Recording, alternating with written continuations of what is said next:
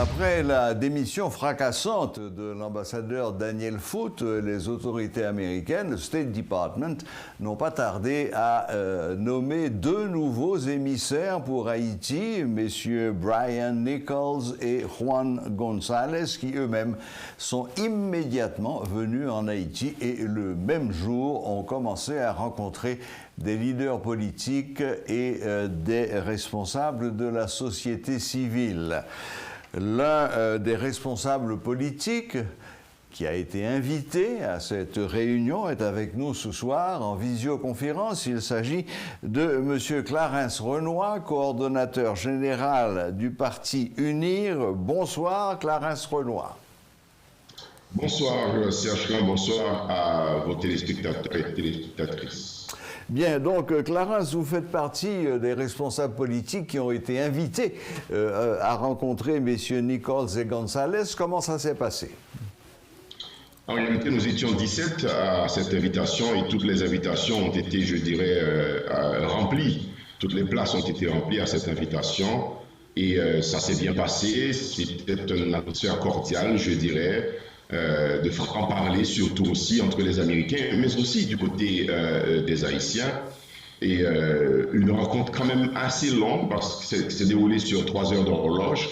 Vous avez compris qu'il y a eu beaucoup d'échanges entre les interlocuteurs, les envoyés spéciaux, les émissaires et nous-mêmes du côté haïtien parce qu'il y a eu au moins 3 tendances dans la salle au cours de cette rencontre.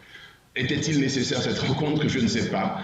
Peut-être non, je le dirais, parce que les Haïtiens doivent être capables de se rencontrer aussi entre eux-mêmes, entre nous-mêmes, pour discuter de nos problèmes. Mais bon, en tout cas, nous fûmes présents pour écouter la position des États-Unis exprimée à travers les propos tenus par M. Brian Gonzalez, Nichols et Juan Gonzalez. Mais Clarence Renoir, quel est votre sentiment sur la mission exacte de ces deux émissaires en Haïti? Qu'est-ce qu'ils sont venus faire vraiment? En réalité, une mission aussi courte, pour moi, était une sorte de mission de consultation. Consulter les acteurs, reprendre le dossier aussi en main. Parce que vous avez bien dit dans votre introduction que Daniel Foote, qui était l'envoyé spécial, a claqué la porte de manière brutale, forte et inattendue. Donc pour Washington, c'était nécessaire qu'il y ait d'autres émissaires à côté de l'ambassadeur qui est toujours en place, je fais remarquer, mais qui était venu pour consulter les différents acteurs, la société civile, le Premier ministre en fonction, mais aussi l'ensemble des partis politiques représentés à travers les 17 personnes qui étaient là. Et aussi la police nationale, j'ai compris qu'ils ont rencontré aussi la police nationale sur les questions de sécurité qui importent beaucoup pour eux. Donc c'était une consultation à mon avis, mais pour dire aussi un message clair aux Haïtiens, débrouillez-vous à trouver un accord large et plus inclusif, et dans un deuxième temps que nous ne sommes pas là pour choisir un candidat parmi vous ou un accord est préférable à un autre. Donc voilà, c'était un peu ça le message que j'ai même compris de cette visite très brève des deux émissaires américains. Oui, ça a duré 48 heures. Oui, donc en quelque sorte, ils sont venus vous redire que vous devez faire ce que vous, le monde politique haïtien, essayez de faire depuis 2 ans, mais sans succès. C'est-à-dire, messieurs, chita ensemble, parler, discuter. Tout à fait. Et le constat qui a été fait, c'est que les Américains nous ont réunis, ce que nous n'avions pas pu faire avant. Oui. Si vous vous rappelez, l'UNIR avait à maintes reprises invité les acteurs à se rencontrer, mais on n'a pas pu le faire. Et comme aussi, nous fûmes les premiers à unir, à dire sur Métropole qu'il fallait mettre les 3 accords ensemble, parce que chacun était insuffisant, chacun avait sa faiblesse et ses forces aussi sans doute. Mais il fallait les réunir, et c'est ce que les émissaires américains nous ont répété, trouver un accord avec une base plus large, plus inclusive, un accord plus inclusif, donc pour faire la route.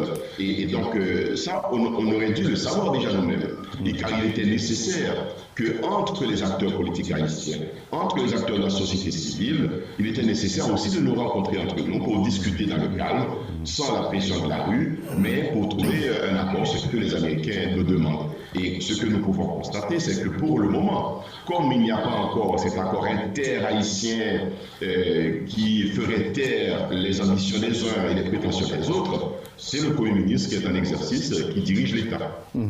Mais Clarence Saunoy, est-ce que vous avez le sentiment que cette invitation lancée par les émissaires américains à, on peut dire, l'ensemble de la classe politique, en tous les cas de celle qui compte vraiment, est-ce que vous pensez que ça va favoriser ou est-ce que vous allez finalement décider entre vous de vous asseoir et d'essayer de trouver une solution de sortie de crise qui passe peut-être par une espèce de cocktail entre Le Pen, la proposition de M. May et la troisième. Est-ce que vous croyez que c'est de nature à aider le monde politique haïtien à s'asseoir autour d'une table et à discuter?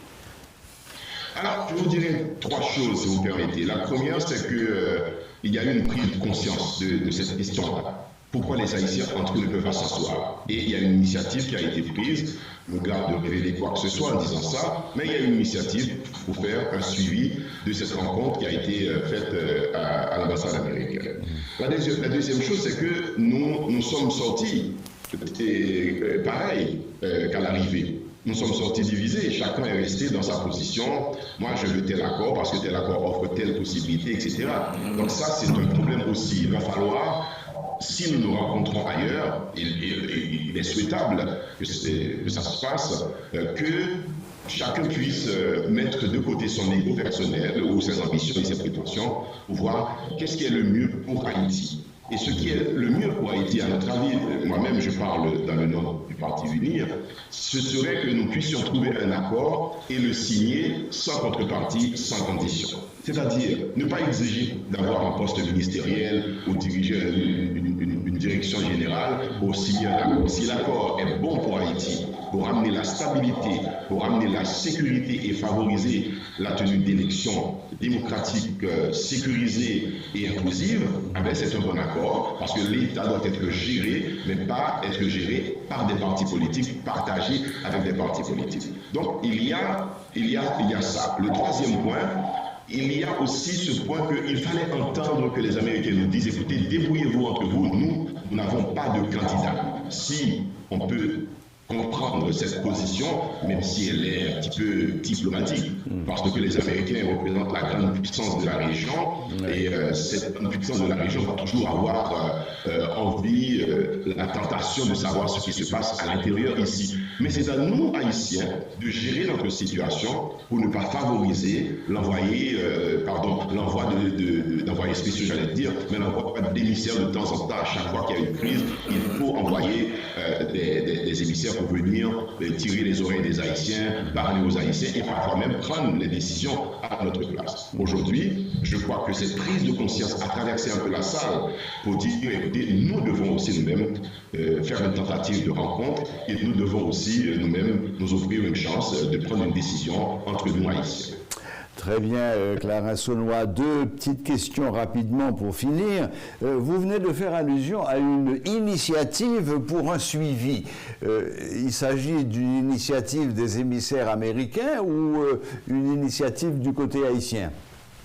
C'est une initiative prise dans la salle même lors de la réunion entre Haïtiens, et je peux donner le crédit à celui qui avait lancé l'idée, c'est Evans Paul qui avait suggéré qu'il y ait un comité de suivi qui fasse une nouvelle rencontre avec nous, les acteurs haïtiens, pour voir si on peut dégager un consensus entre les différents acteurs, et on est dans la phase de faire suite à cette invitation. Très bien, très bien. Bon, dernière question, rapidement.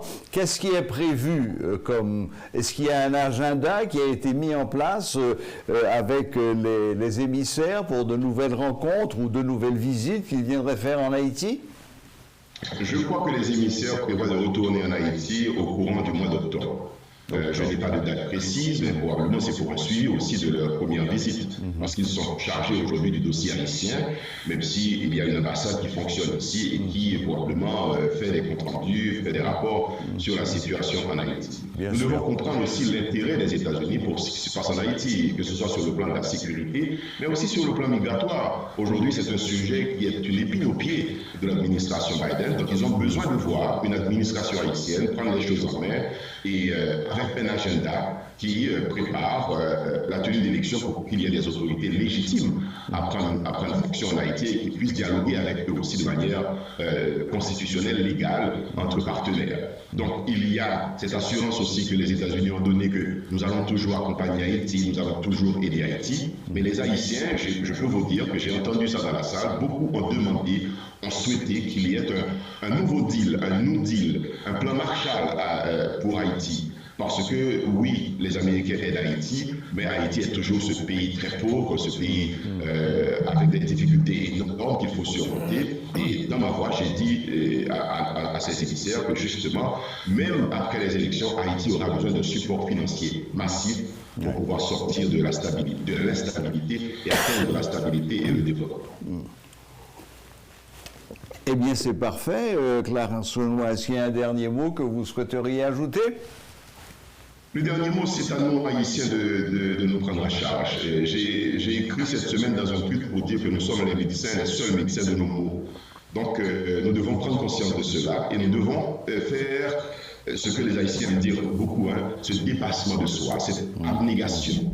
Et pour Haïti, pour dire quel est l'intérêt d'Haïti dans ma position. Est-ce que c'est mon intérêt que je regarde ou l'intérêt d'Haïti? Donc nous retrouver autour d'Haïti pour sauver cette jeunesse qui est à sa perte, qui est à la dérive sur les frontières de beaucoup de pays de l'Amérique centrale et de l'Amérique du Sud, pour que nous puissions réorganiser notre société et remettre notre pays au travail dans la stabilité et dans la sécurité. Eh bien, merci infiniment, Clarence Saunois. Merci de votre présence pour nous faire part de votre sentiment après votre rencontre avec messieurs Nichols et Gonzalez, les deux émissaires américains qui ont remplacé Daniel Foote. Et puis bon, il n'y a plus qu'à souhaiter que finalement toutes ces bonnes intentions se traduisent en action. Tout à fait. Merci beaucoup Serge, c'était un plaisir d'être avec vous. Bonne journée, bonne fin de journée Clarence Saunois et encore une fois merci. Voilà, c'était M. Clarence Saunois, coordonnateur général de UNIR, qui nous faisait part de ses sentiments suite à sa rencontre, ainsi que 17 autres responsables politiques avec les nouveaux émissaires américains.